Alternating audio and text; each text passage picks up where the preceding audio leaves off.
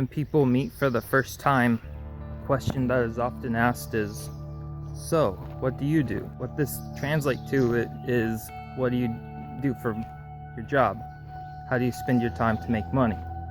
This can be an awkward question to answer for people who don't have a job or who hate their job or just don't want to talk about their job. But it's just one of those questions that is the obligatory question in the series of questions that gets asked. I was thinking maybe a better question to ask, or at least an additional question to follow up with what do you do, is what do you like to do?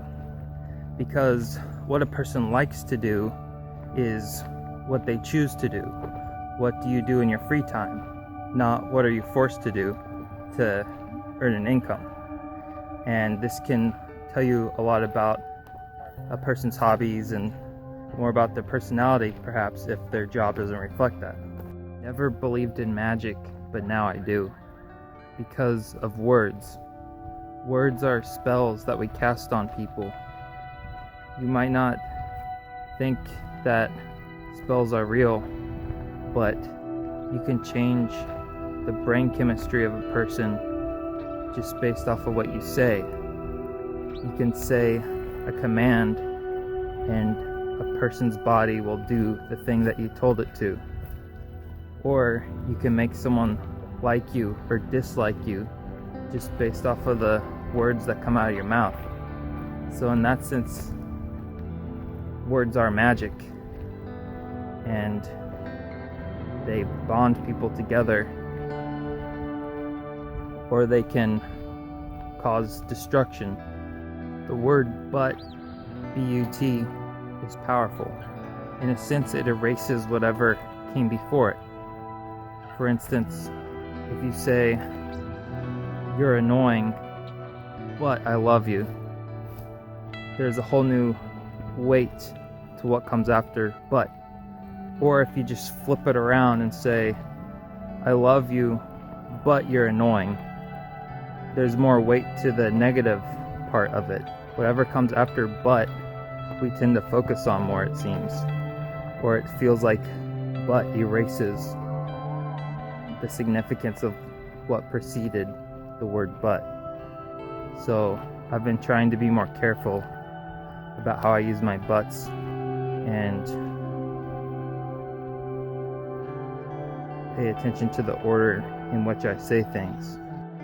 There's this thought by the psychologist Daniel Kahneman about what he calls the focusing illusion, which states that nothing in life is as important as you think it is while you are thinking about it.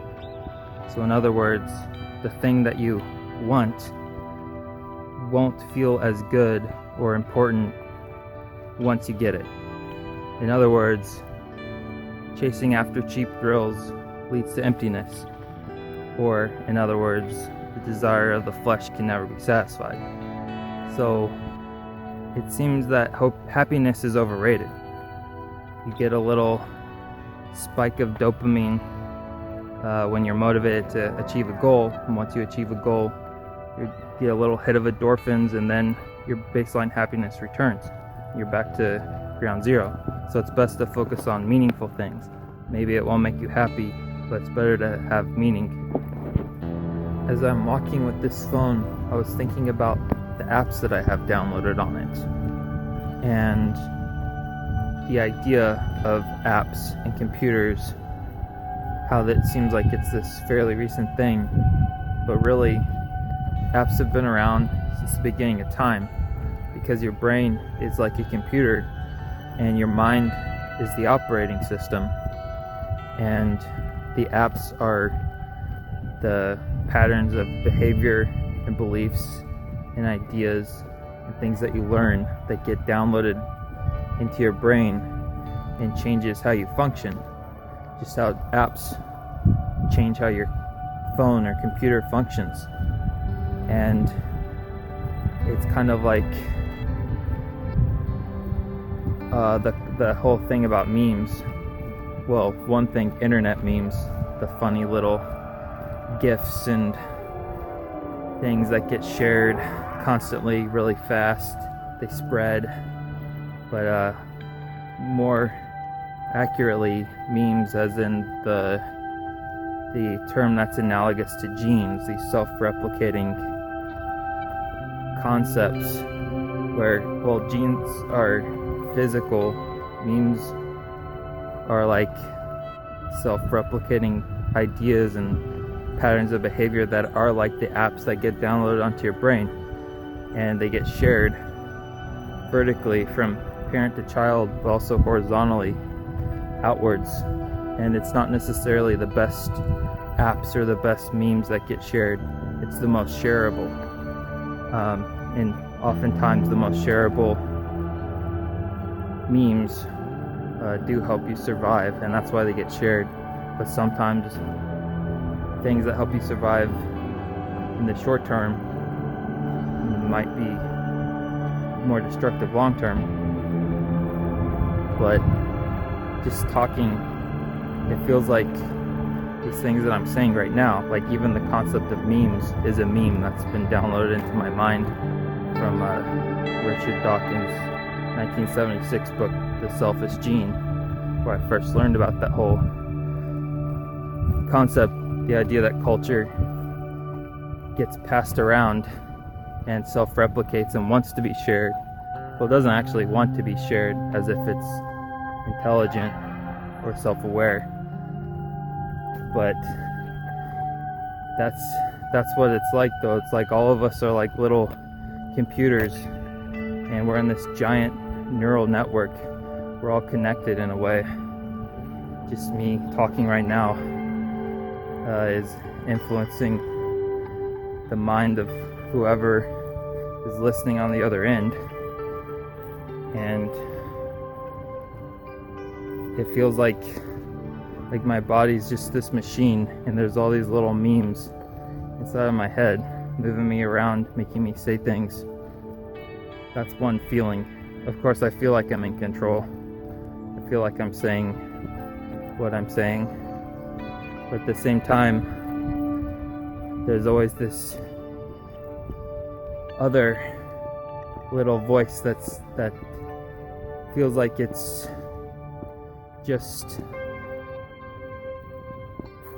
something else. I don't know how to explain it, but in a way it feels like I'm not the author of my own thoughts. Maybe you feel like you're the one who decides your decisions, but where do those decisions come from? Where does the potential to choose A, B, or C come from? It's like the option to choose wasn't made by yourself. Like, I'm not inventing the ability to speak. I was just born into this world, and your brain is predisposed to acquire language. It's like you're not a completely blank slate. The whole blank slate movement, behaviorism, turns out, yes, like some things are like Pavlov's dog, where you can be conditioned. You can have a response that's conditioned to happen. At the same time, it's kind of like a human being is born with a certain color palette, and you're born with some predetermined colors, but it's how do you mix those colors to create your own picture? How do you create your own path?